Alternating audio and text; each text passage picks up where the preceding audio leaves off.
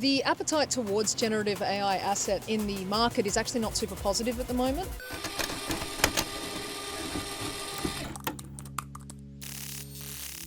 The games industry is always affected by new technology, from cartridges to consoles. But the worry that it'll ruin gaming isn't new.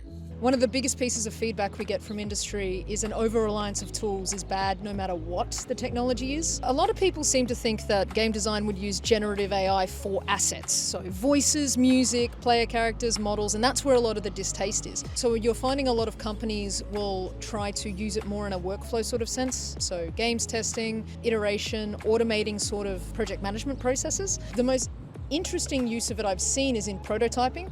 Rapid prototyping, where you're trying to create a game as quickly as possible to prove that it works.